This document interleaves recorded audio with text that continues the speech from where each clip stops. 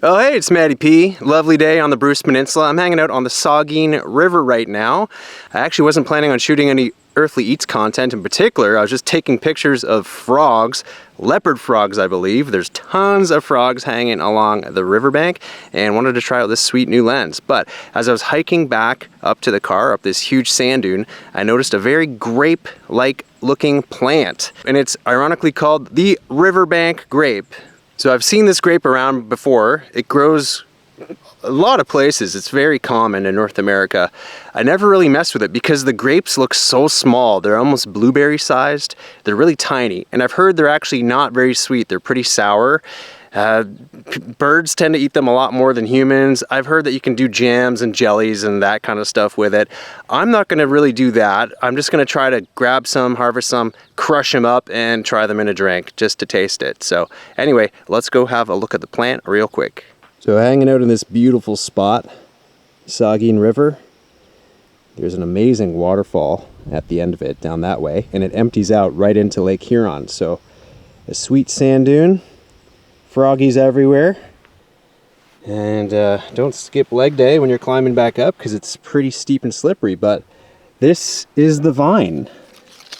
So yes, it's super grape-like, very common leaf, easy to see. It's kind of spreading all over the hill here, and here is the fruit itself. So yeah, completely grape-like, quite small as you can see, very small. Blueberry sized. I don't know how much juice is even on there. Some of them you can see have already turned or disappeared or got eaten by birds or whoever got there first. There was some raccoon tracks around here too. Well, I better watch my step. Whoa! It's growing all over, and there's quite a lot of berries left. So I heard this one too, they use it as a rootstock. They sort of breed it with other grapes because it's good in northern climates, good in the cold weather. So I don't know which strains of wine they mix it with. You might have to look that up yourself, but it's a very hardy kind of stock for doing your own gene splicing or plant reproduction, however you call it. Unfortunately, it looks like someone was boozing here, left a bottle, but I swear it's almost always pristine here. And here's another good shot of some good looking grapes. So yeah, let's get to picking, see how much we end up with. And these grapes are famous for staining your clothes too, so perhaps wearing white was not an idea. Oh, there's a good bunch there. That's probably the biggest bunch ever, but still, that's quite tiny compared to a regular grape. Like this whole bunch, I mean, that is the size of a regular single grape. So you get 10 for the price of one, not bad. So very professional as usual. Ziploc bag I found on the car. Looks clean enough. But yeah, let's get some berries here. I'm just gonna pick, whoop. Wow, it's actually tougher plant than I thought. So I'm just gonna pick clumps, and I'll deal with removing some of the green ones later rather than make a giant mess right here.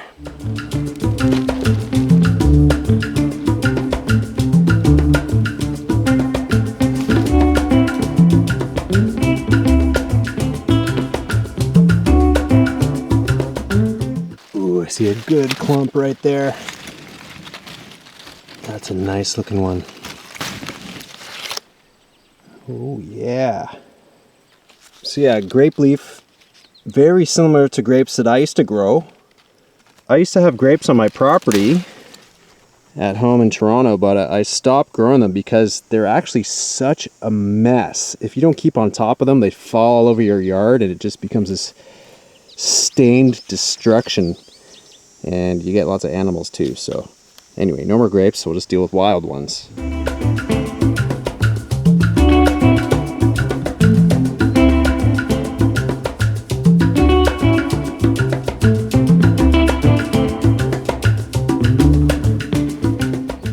Oh yeah, I just think I found the best section ever, kind of right near the ground. Look at this. This is the spot. Boom! So many. Big clumps, mother lode, all over. Look at those ones. Sweet. I guess these ones were a little harder for the birds to get to. So we got some nice ripe looking ones for the most part. A few dried ones too, but whatever. That's pretty good. It's only 5-10 minutes.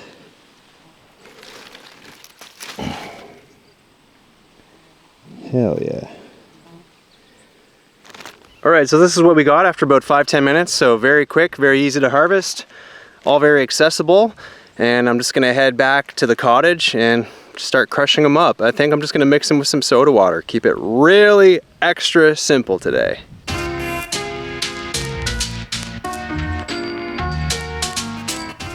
Alright, so we're back at the cottage. I have changed into a more grape splash resistant shirt. This appears to be the right choice for the day because I've heard these grapes get very stainy even on your fingers once you start trying to pull them apart. And yeah, gave them a wash. I'm just gonna pull off the dry ones or unripe ones and we'll see how much we end up with for some quick juicing. Pull off the good ones. I'm not gonna be too precious about it because as usual, this is a total experiment. Those look good. It doesn't look too stainy on the fingers yet. That's a good looking bunch right there. Very good. So far, that's good. That is actually less intense than I thought. But quite a few good ones already. And got a whole heap to go. How's these ones right here? Another good looking bunch. And they're definitely really small. I mean, this is a lot of work. Maybe 20-to-1 grape size ratio, so I don't know if I'd be willing to do this again given all the finicky work, but we'll see how it tastes before I make the decision.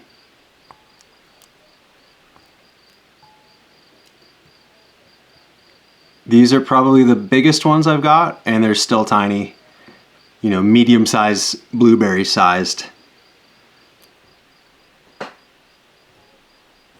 You gotta be careful because the little dry ones, they definitely seem to come off easier, so watch out when you're pulling them off. You don't get too many dried up ones, raisin-like ones like that. Although, I guess it doesn't really matter because I'm just gonna crush them up anyway and strain it. So maybe this process is unnecessary, but since it's my first time, I'll just try to do it as clean as I can. All right, that's it. That is all of our Riverbank grapes, wild grapes. And now we're gonna give it a crush. Just get some juice out of it. So as usual with me, it's very unscientific. I just use what I have. I found an egg beater and a fork, and we'll just mash it up in here. I gave it a real quick rinse just to get any extra bugs off, because after the first one I found a couple little spiders and a weird little squiggly wormy type thing. But yeah, they look pretty damn good. Okay, so mashing part one.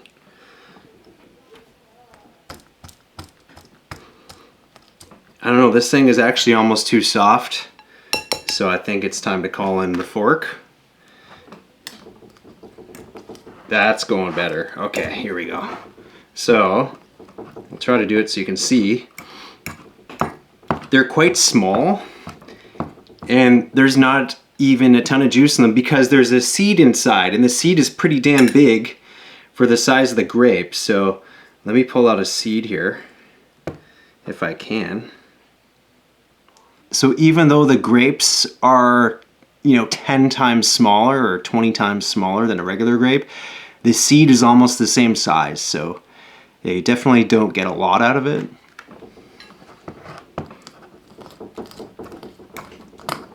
Oh, splashy splash. Good thing I wore my grape color shirt.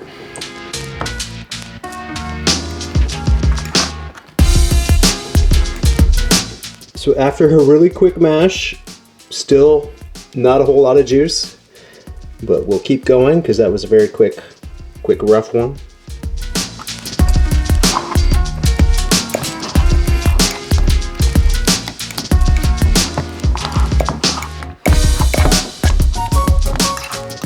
Okay, that's coming along. We got some juice. It's still not much for that amount of grapes. I don't know, maybe I'm better off just trying to make wine with this sometime. Definitely need a lot more grapes if you're gonna do anything substantial.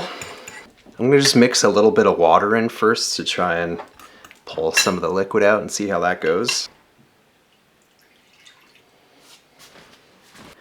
Now we've got kind of a grapey, juicy looking thing that's coming along.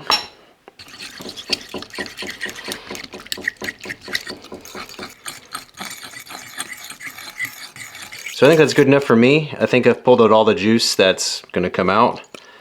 Not a whole lot, considering however many 100 grapes were in there. But we will give it a try. So working with limited tools here, we got this strainer I found with some holes in the bottom, but whatever. And it doesn't quite fit into the top of this wine glass, so I'm just gonna strain it in the bowl first and then I'll transfer it to that all classy. So let's give this a pour.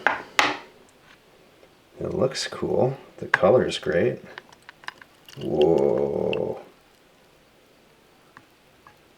Very grape-like. Get all the junk in there. Come on, guys. There we go. And maybe squeeze it on through here a little bit more. Yeah, it totally looks like grape juice. Because at the end of the day, it is just a grape, just a different kind of grape. And let's see if we can let that drip a bit. Okay, we got something. Looks grapey, right? So there's our grape juice. Now can I pour this in here one-handed without spilling everywhere? Yep. Okay.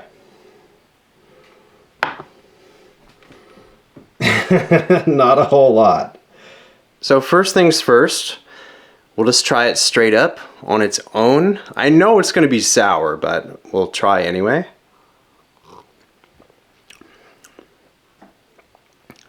Ooh, I actually like that. It almost tastes like a mix of grape juice and really sour cherry. A dark sour cherry. So if you're a fan of sour, which I am, this is actually quite good. I'm surprised. I thought I wasn't going to be impressed at all. Man. Okay.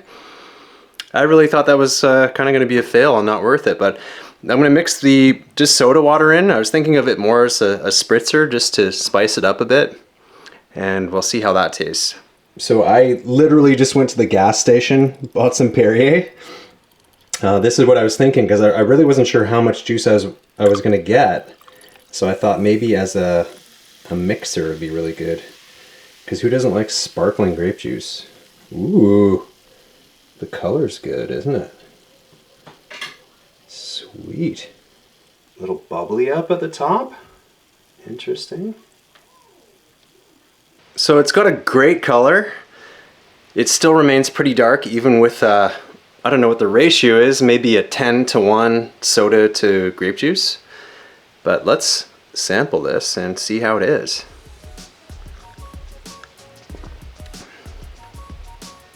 It's good. It's really damn good. Honestly, this would be a great drink with maybe a triple shot of vodka in it. I'd be super into that. So I was really thinking this was going to be not that interesting, not that good, but yeah, it's a whole different type of grape taste. Sour, hints of cherry. Honestly, I would recommend trying this one. If you can find some Riverbank grapes, they're named that because they tend to grow near water. It is a pretty safe one, as you can't really mistake it with another plant. But do consult a professional before you do this. But I highly recommend giving this one a try. Anyway, if you enjoyed the video, please comment below. Bless up, thanks for watching.